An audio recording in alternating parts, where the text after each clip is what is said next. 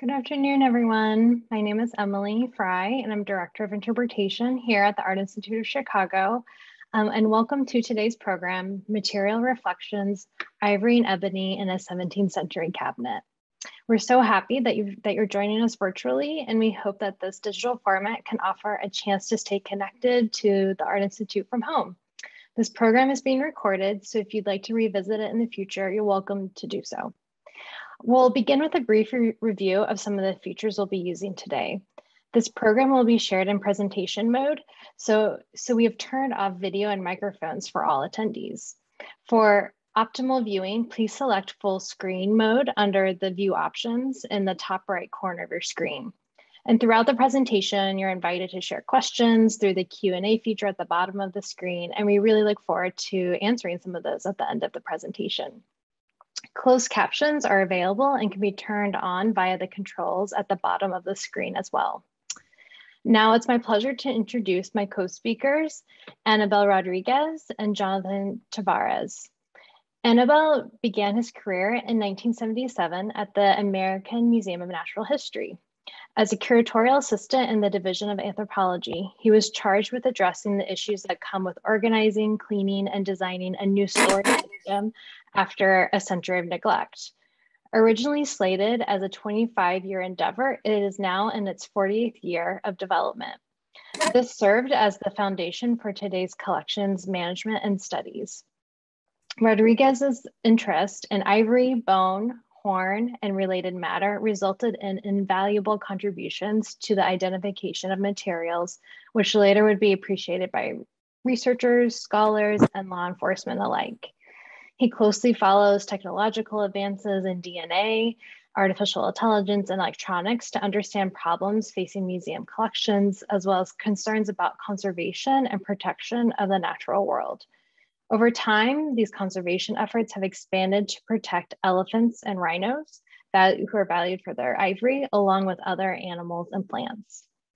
Annabel is joined by the museum's own Jonathan Tavares. Jonathan is Associate Curator in the Department of Applied Arts of Europe. So it's my pleasure to moderate this conversation about a 400-year-old object and how its design and materials continue to resonate today. What have we learned about the Augsburg cabinet? And what are we not seeing or should acknowledge when viewing this intricate work? And how can we reflect upon the complicated histories of the object's materials in a way that inspires new ways of understanding its creativity and its power on display? So we welcome you, and I'm going to pass things over to Jonathan to get us started. Thank you so much, Emily. Thank you for that introduction. Dominating the center of the Applied Arts of Europe Smith Gallery is this ebony and ivory cabinet, one of the greatest pieces of furniture in the Art Institute, with a past as complicated as it is visually complex. To prime the discussion today on the material of this cabinet, essentially addressing the elephant in the gallery, I will give a short virtual tour of the piece, place it in the period context, and finally discuss its making before I hand the discussion off to Annabel Rodriguez to talk about ivory. Over 5 feet wide when open and 3.5 feet tall, the cabinet is a sort of monument of early Baroque culture, a performative piece of furniture, almost like a theater of material and decoration to delight its owner and anyone in its presence. Here we see it with its 2 central doors closed, locking the many drawers within. This is the state that it would have been experienced in a room, awaiting its owner to open and demonstrate its inner compartments and its precious contents to an esteemed guest. When open, the ornamental inlay and carved decoration expands and invites further inspection. The experience of this cabinet was to be tactile. Of course, we don't do that anymore in the museum, revealing more and more of its artistry as you journey deeper into its compartments and drawers.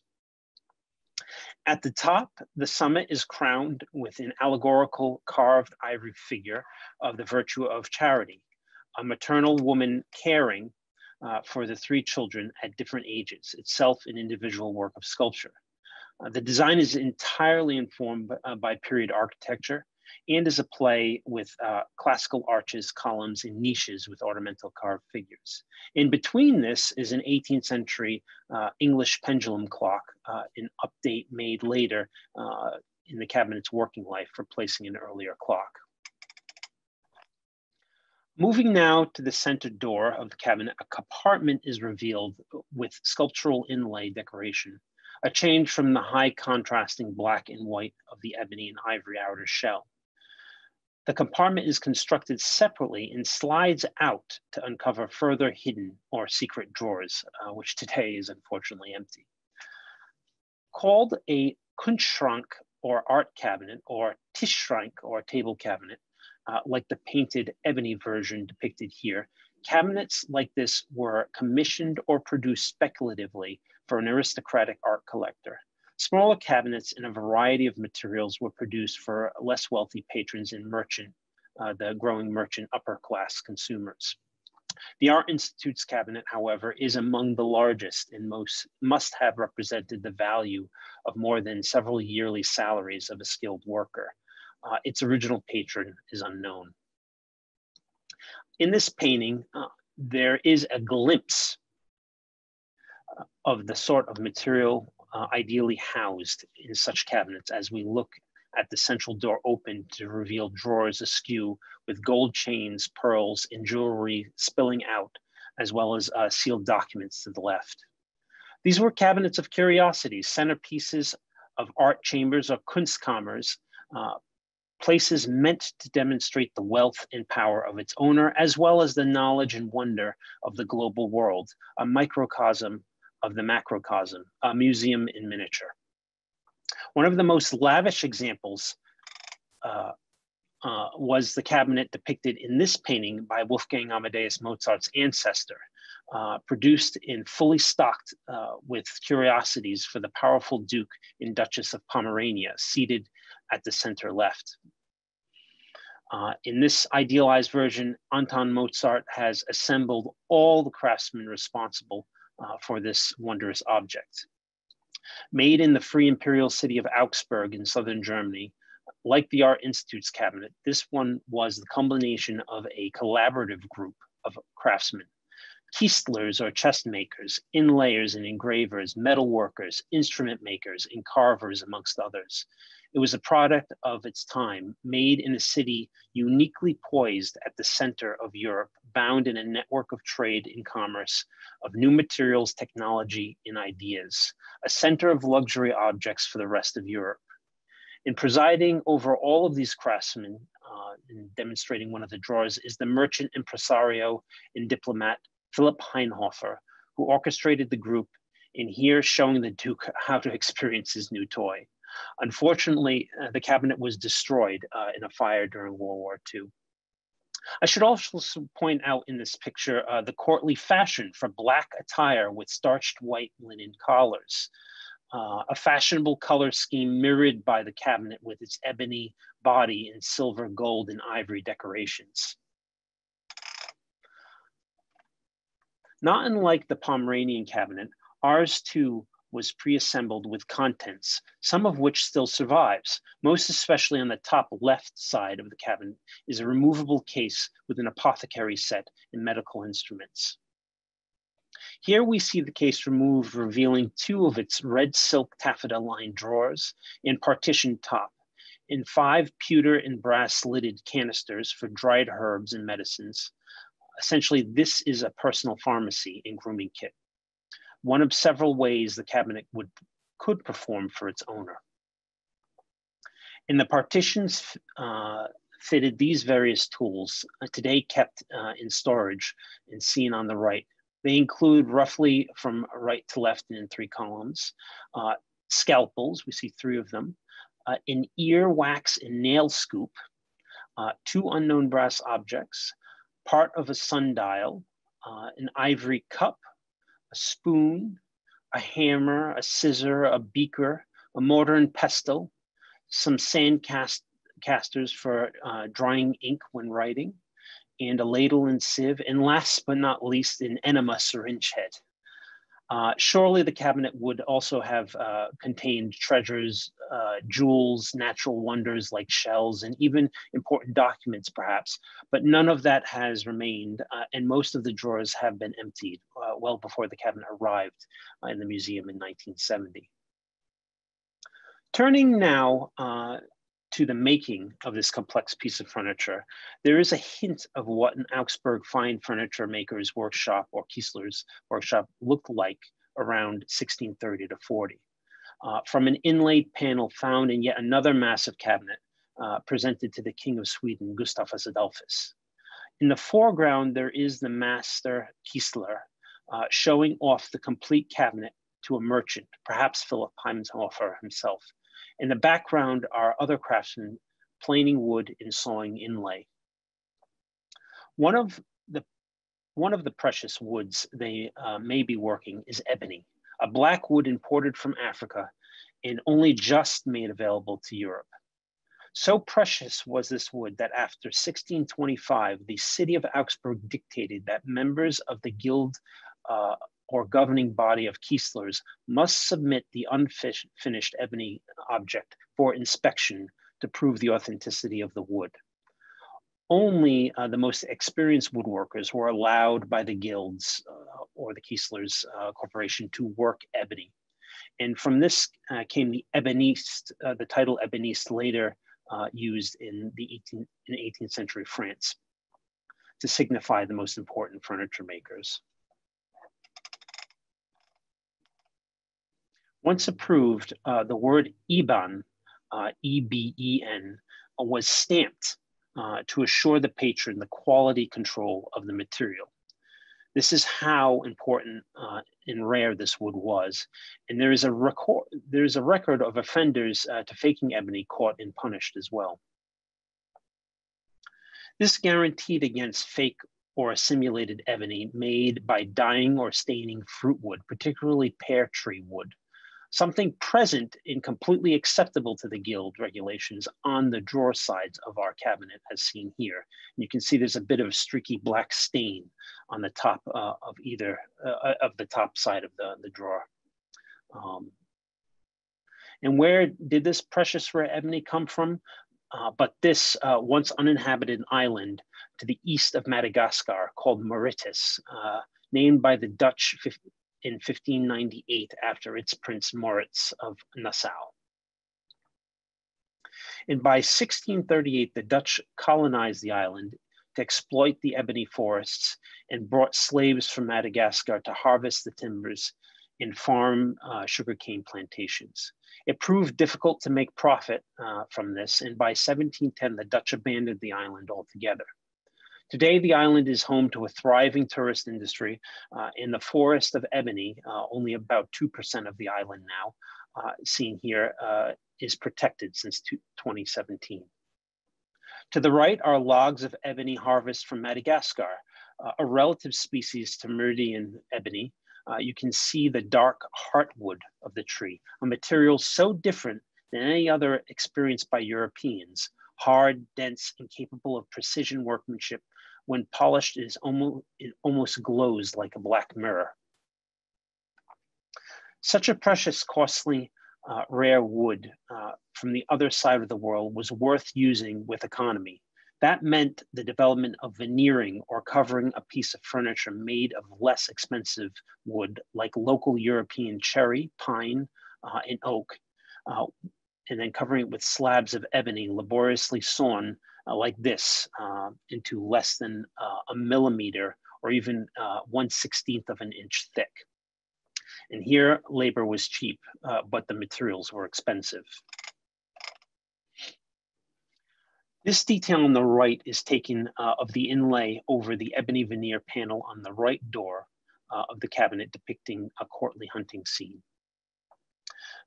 This was achieved with the invention in Augsburg at the end of the 16th century of the finely bladed fret saw used by the craftsman in the back, where you see the arrow. Fret saws like this decorated earliest example were only possible with the new technology of tempering spring steel for the fine bladed for the fine blade developed alongside the arms and armor industry in Augsburg. Together, it made inlaid pictures in cut ivory possible. Before, chisels and knives had to be used to do the cutting, which could not achieve the fine inlay and scrolling decoration you see here. And in the detail where the arrow is pointing, we can see ivory is actually overlaid on top rather than inlaid in the ebony in this instance. And that allows the unpolished saw marks to be seen, the use of the fret saw. Ivory too was just as precious, if not actually more so than the ebony, and used as sparingly and carefully as possible to get the most out of its limited dimensions. For example, this caryatid from the center portion of the cabinet is composed of 3 segments: a carved Ionic capital, a head and torso in solid ivory, and a tapering base made of very thin ivory veneer with the carved piece separate and glued over. Again, an economy of precious material that when looked at from a slight distance appears to be a single piece. Lastly, I'd like to say that we are embarking soon on a program to revitalize this cabinet and reattach the carved ivory lion paw feet seen mounted on the cabinet when it came into the museum in 1970. Erroneously removed as it was thought to be a later addition, and research indicates otherwise now.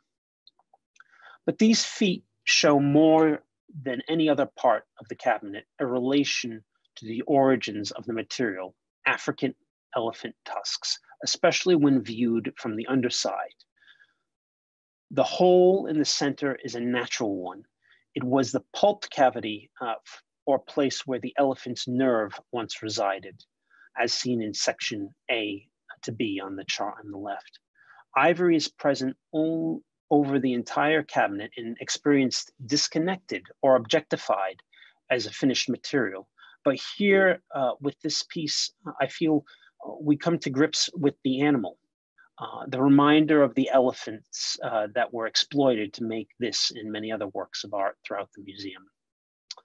And now I turn the discussion over to Annabel to speak further about ivory in its nature and everything to do with its composition. Annabel? Delighted to be here. You've touched upon many important aspects of ivory, but let me talk about the ivory itself. What is ivory? We all know that ivory comes from the elephant, and we all see elephants in the zoos and on books and in movies, and they have 2 front teeth, which are called incisors, and those are the tusks. And what is a tusk? Well, a tusk is any tooth that protrudes beyond the lip. It's very simple as that. My approach to looking at pieces like you presented now I take a very pragmatic approach. I look at the structure of ivory, because ivory is a tooth. It's a biological organism, and it's very, very complex. When you look and examine ivory, you need to look at it in different views and different angles. For example, on the screen, you see the transfers, cross sections of ivory. And so what are we looking at? If you notice, there are 2 angles. On the mammoth, on the left side, you see an acute angle. In ivory, this means a great deal, especially in identifying an extant versus an extinct species. On the right, you see a modern elephant, and you notice that the angle is obtuse. This can get very, very complex and very difficult in examining accurately if a piece of ivory is extinct or extant. The fact that the angle is different in in the two different species makes a big deal. It's a big deal to conservationists today because elephants are protected, and they're protected by law internationally by convention, and it's referred to as the convention, the International Trade in Endangered Species. And they're a monitoring agency throughout the entire world. And if I may a bit further, and if you want to talk about identification of ivory, when you look at a piece like yours, what are you looking at? If you notice the very white ivory on your piece, ivory comes in many, many different colors, actually. It's depends on the environment, it depends on how it was stored. And these diagnostic features, for example, are natural and they're referred to as Schrager angles. Can we have another slide, please? Now, you mentioned the clawfoot. If you look very closely where that red arrow is pointing, if you look closely, you will see those Schrager angles. They form an angle, and those angles, again, are measurable. And that's very important to the person who's identifying these, because you don't want to confuse elephant ivory from another type of ivory, such as hippopotamus, and they can be confused depending on the angle of view. It's very important that you get this right. On the left side, where you see the section of the tusk from A to B, and then it switches over to C, that's a radial cut. That's like a piece of pie. When you cut a piece of pie and you look at the top, you see the crust. On the top of this pie, what you're looking at is a checkerboard pattern. And it's very difficult sometimes to look at this because it becomes an optical illusion. But you clearly see those Schrager angles. Schrager angles, an angle, the main characteristic of any angle is that it can be measured. It's an angle that has a number, and that number can change. That happens on ivory. On the other side of it, when you're looking at ivory in a different angle, let's say from the top of that pie, for example, that radial cut on the side of it, the pattern is wavy. It's a wave pattern. And this is a characteristic that you need to be aware of and you need to look for. Because, more importantly, because there are two different types of ivories that share that characteristic: hippopotamus and elephants. So moving forward, another characteristic of ivory is color. If we can have a slide, I believe I have some slides. Oh, let me talk about this piece. The bottom slide is a broken, and this was done intentionally by me. I broke the piece rather than, I did not saw it with a saw nor with a machine. And I took a wedge to it and I actually split it like I was splitting a log. And the surface of that is very rough. It's almost like terracing when you see agricultural terracing. That's what I sort of compare it to. Now, if you look at the top slide, that piece, that white piece, is possibly made from a longitudinal cut just like that, except that it's polished. It's smoothed out with, could be pumice, it could be stone, pumice stone, even ash. Even ash is used to bring a high polish to ivory. Some ivories, for example, most ivories throughout the entire world, I mean, and throughout history, was made from African elephant ivory. A lot of it was done using Asian elephant, the Indian elephant, but the majority of ivory throughout the world, both in India and the Americas and in Europe, it's of the African species. They talk about what was preferred and why it was preferred. The reason that some people say, I'm not a carver, so I've never had the experience of experiencing what they call about the hardness or the softness of ivory. I've tried. I've actually carved some of it, and I've made it soft through various processes by putting it in water overnight or even urine. But the top slide is probably from a longitudinal cut, unless you can see those Traeger lines that I'm referring to. Then it was a transverse section. But I bet you that section comes from that long cut that you can see at the bottom slide. And we can proceed to the next slide.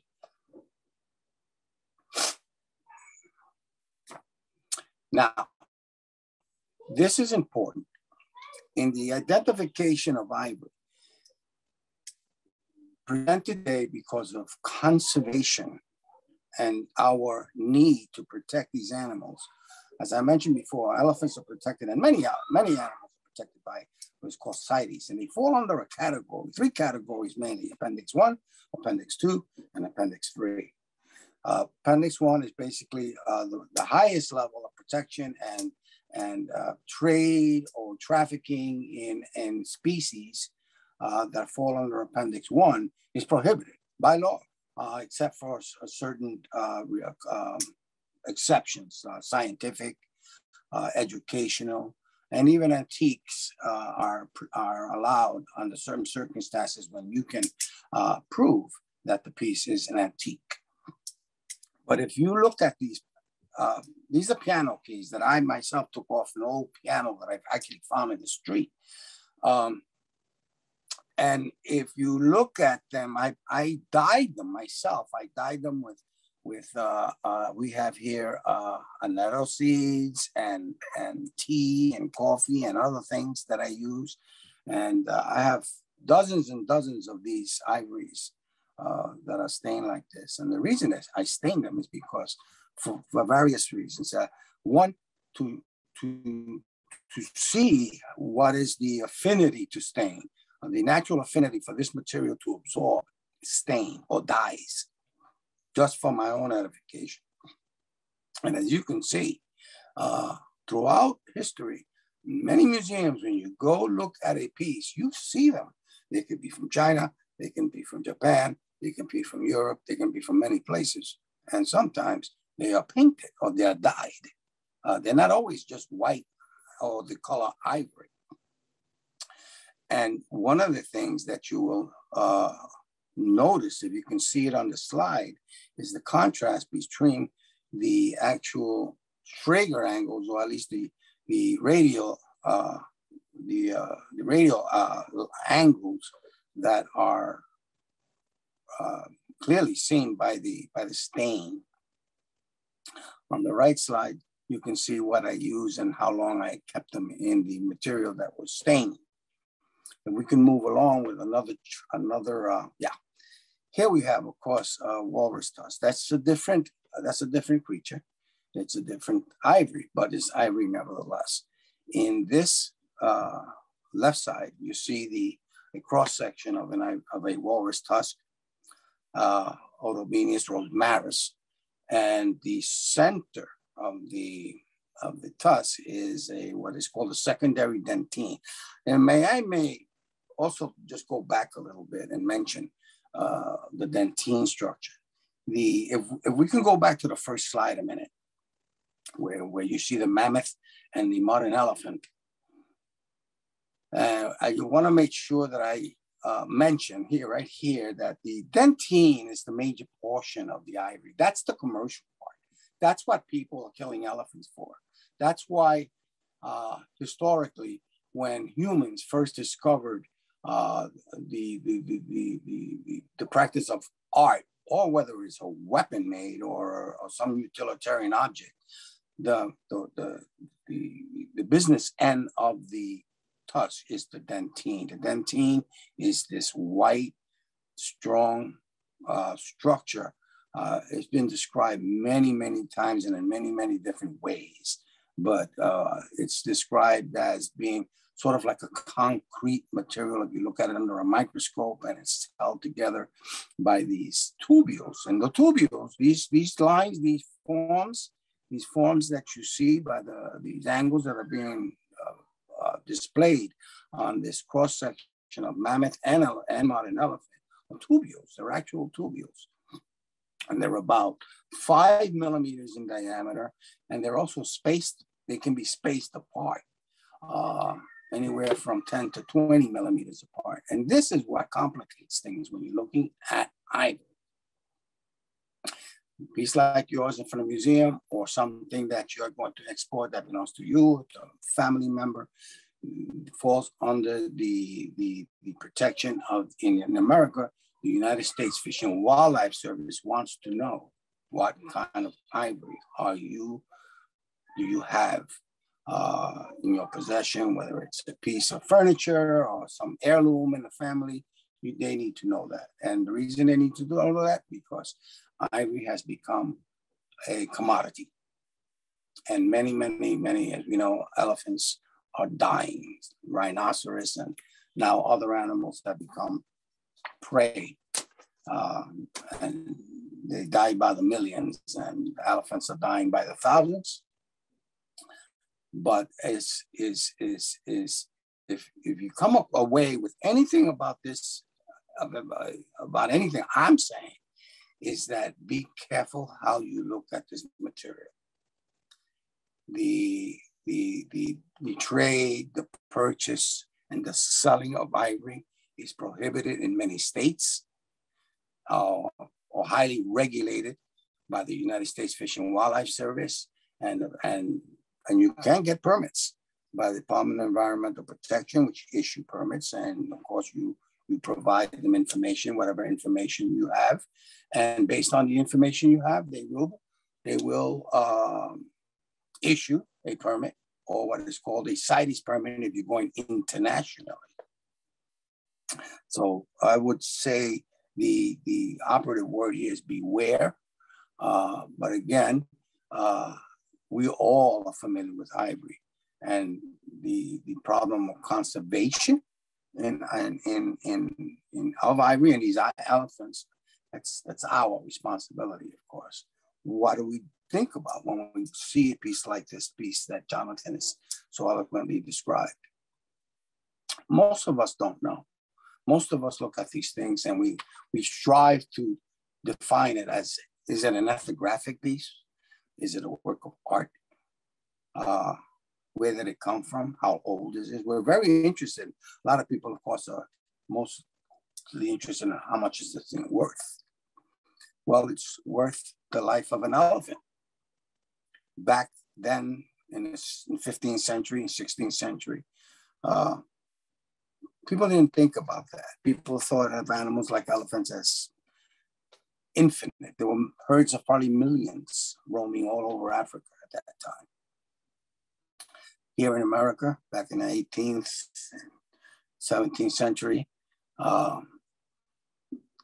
imported right in here to Connecticut, a place called Ivoryton, was the hub, the center of piano key manufacture, billiard boards, and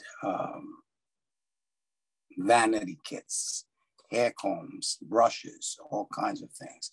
And millions and millions of pounds of tusk probably flowed into Connecticut back in the early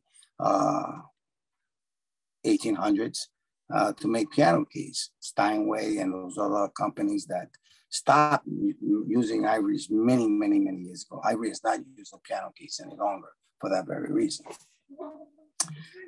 Can we move along and see if we can go back to another slide? Yeah, and here, this is an interesting object here, because that's a narwhal. This is a narwhal tusk, and it's narwhal is a whale. And that hole that you see in the center is very much what Jonathan had referred to in the elephant tusk. It's part of the pulp cavity. And that hole actually extends the entire length of the tusk, it wasn't until recently that they found out what the tusk of this whale is used for. And I remember as a kid, I used to see cartoons and they show the whales almost sort of like sword fighting with their tusks.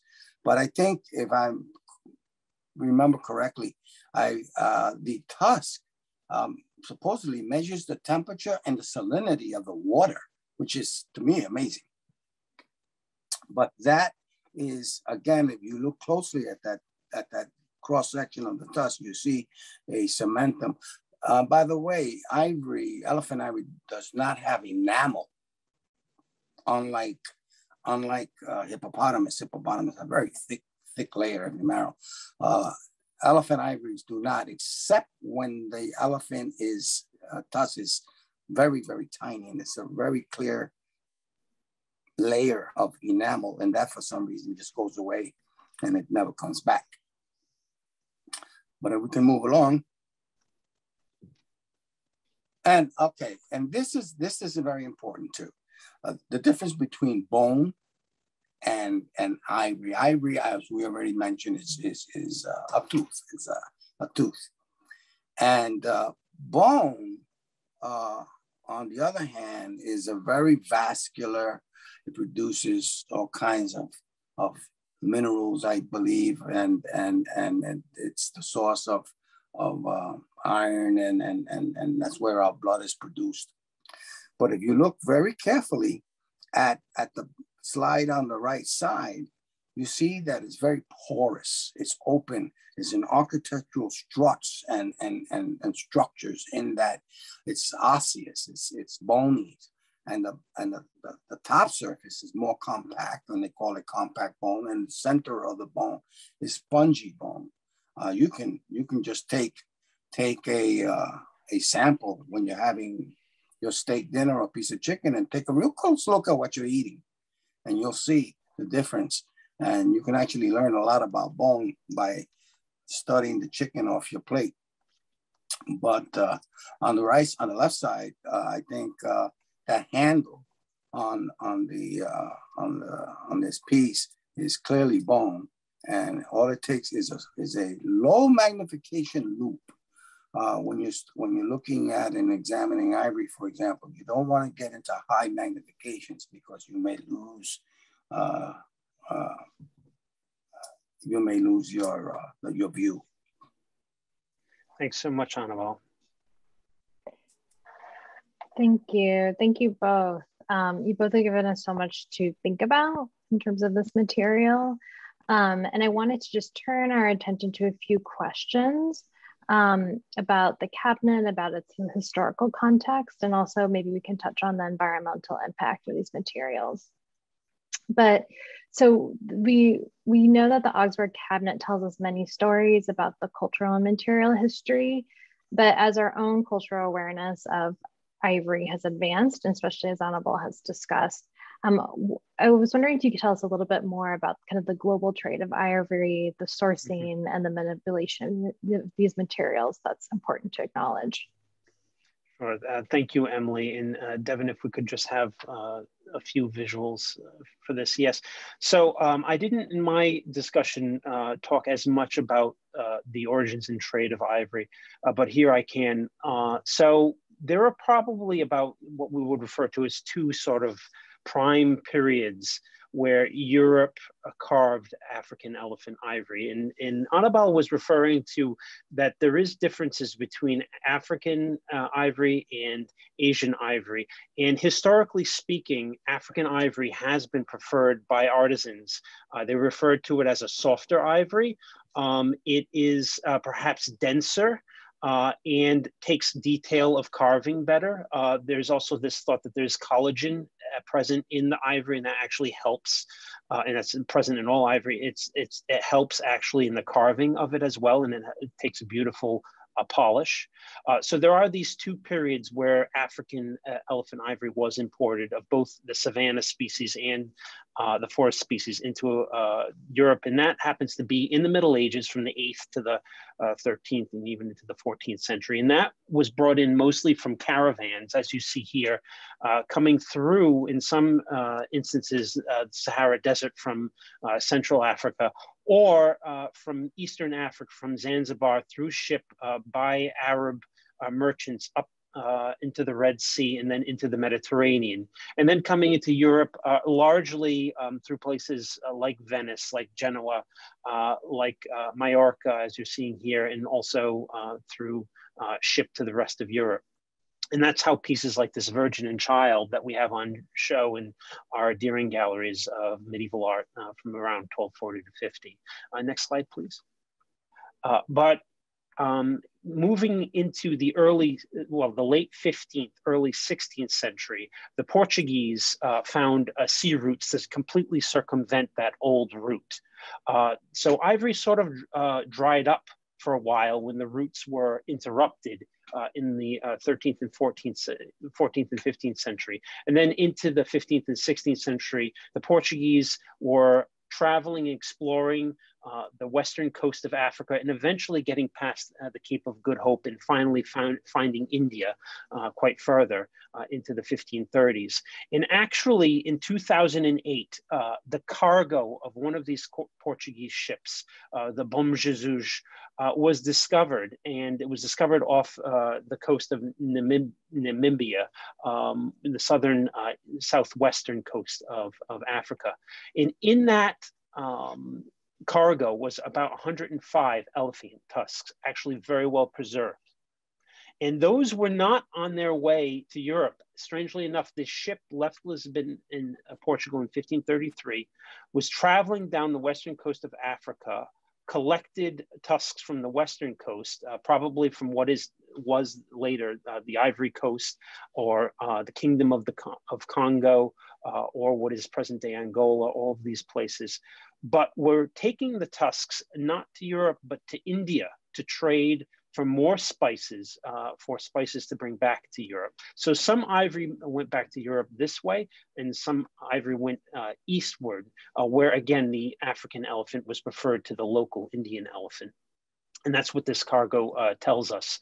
But this trade was also a trade, unfortunately, of human trafficking of slaves. So it's really horrible to think of this in terms of this as two commodities, essentially. So the Portuguese started colonies in what would become Cape Verde, as well as São Tomé, and they were bringing enslaved peoples to those places. And they were also trading ivory with slaves. They were using slaves to bring ivory out of inland Africa to the market. And next slide, please.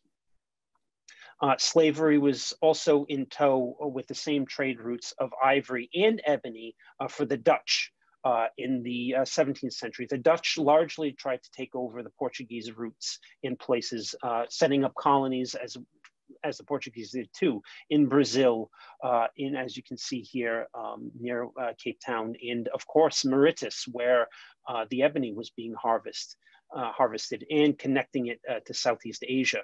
And they were bringing slaves from places like the Congo to Brazil, to the Dutch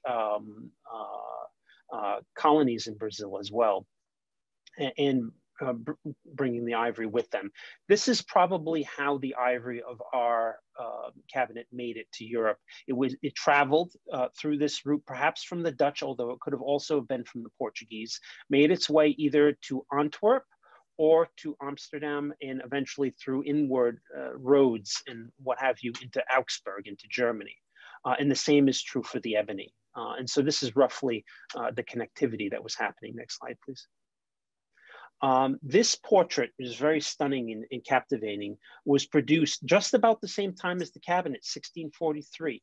And it's a portrait of Pedro Senunda, and he was a servant to the emissary Miguel de Castro, and that was the emissary to the Kingdom of the Congo, and the emissary was also a native African. And they made their way to the Netherlands to negotiate trade with the Dutch. And they brought with them tusks, ivory tusks, to trade and to offer into trade. But they also traded, of course, in enslaved peoples.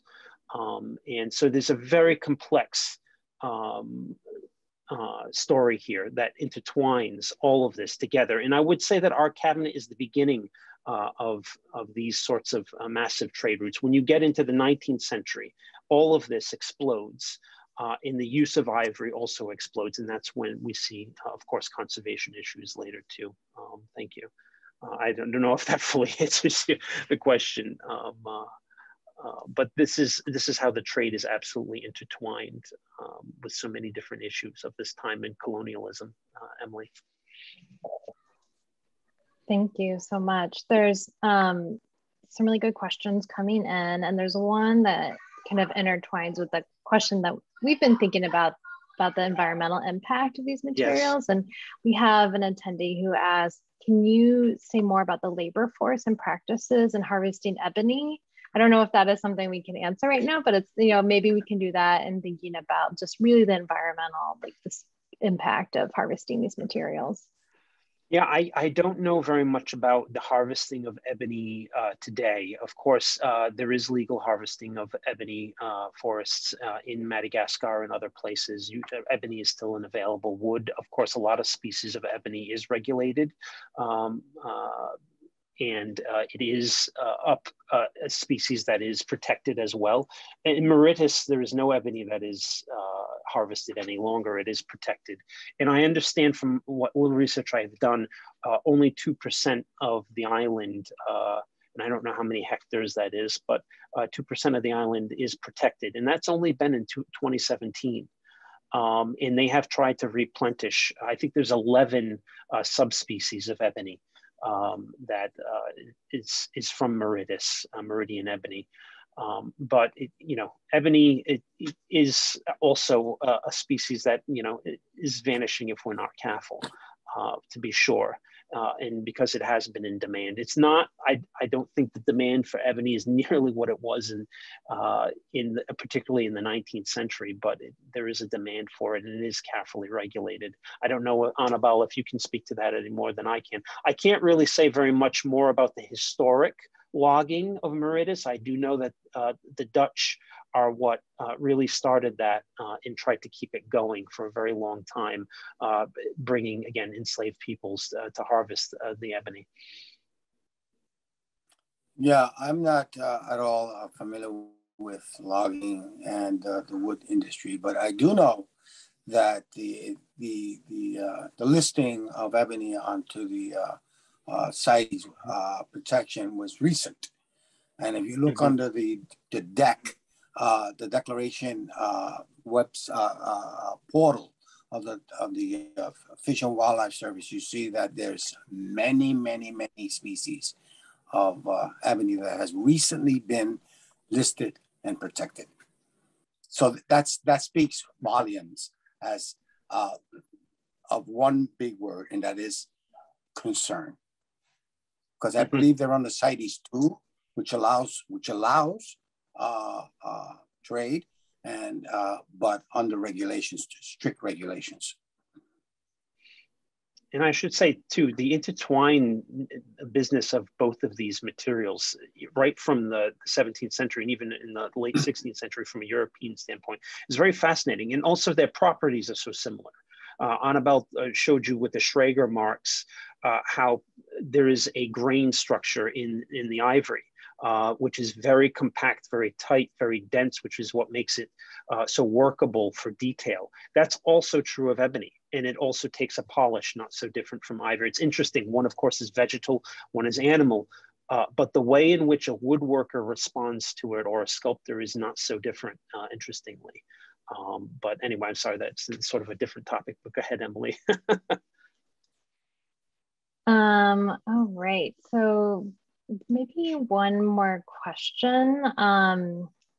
Let's see here. We have another question from the audience that asked about and we talked a little bit about the kind of conservation of this material. There's a question about restoration of ivory. And maybe, I mean, this person's asking about where they go to restore ivory, but maybe we can ask the question about, you know, what are the kind of conservation concerns of ivory over time, and maybe what you've seen with the Augsburg cabinet, and maybe if there's something we can give in terms of tips about this material if people happen to have it in their home.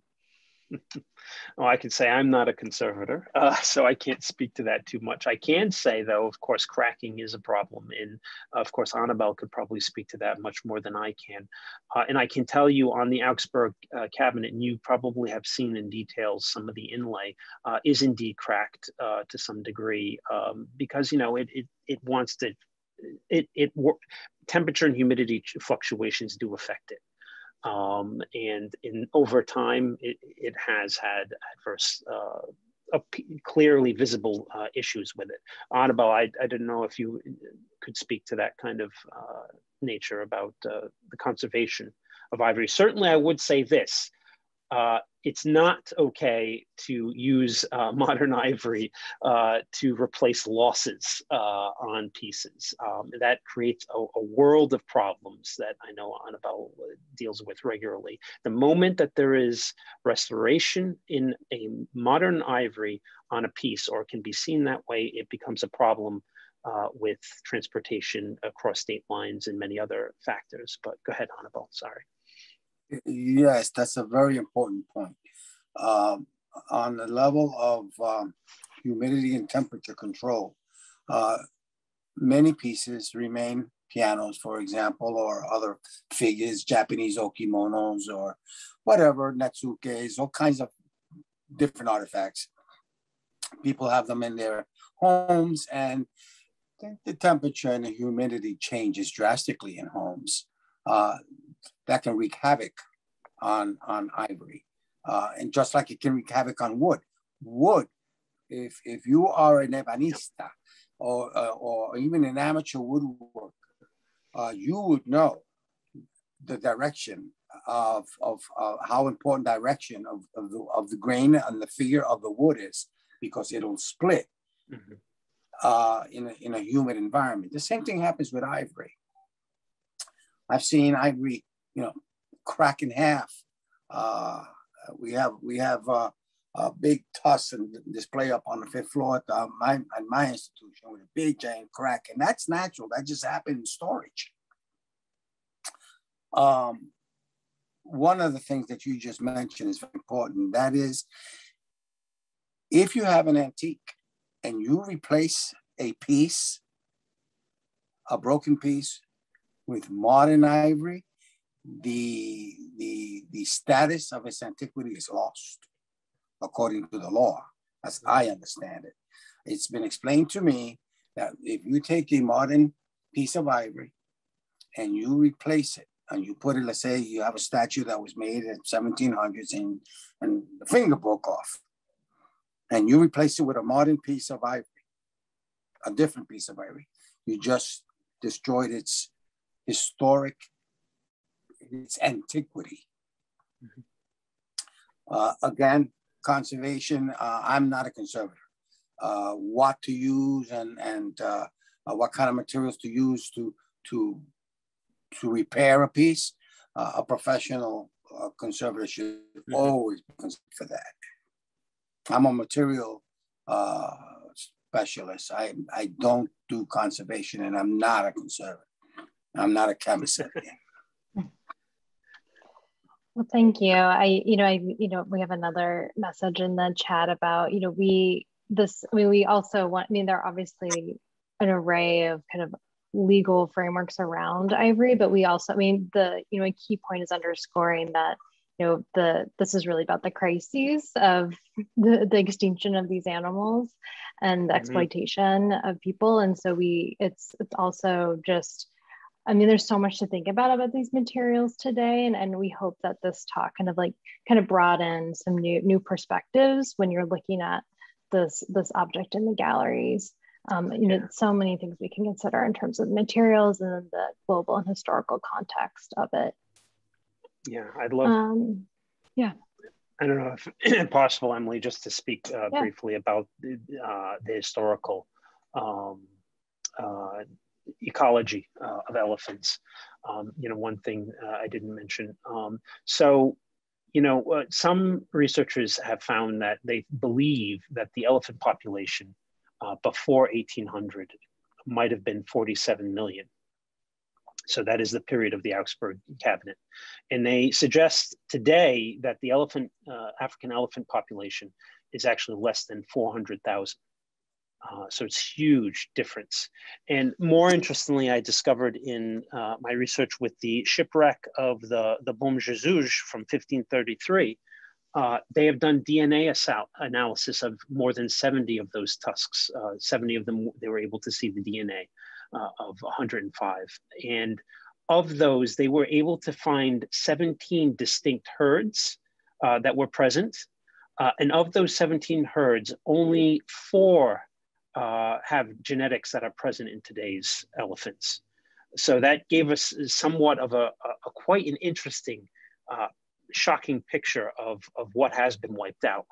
And I do see pieces like our cabinet. This is just the beginning. But really, as industrialization comes through into the 19th century, this is when there was a huge, massive, farming, if you will, terrible ravaging of elephants, and the ecology just went in a total different direction.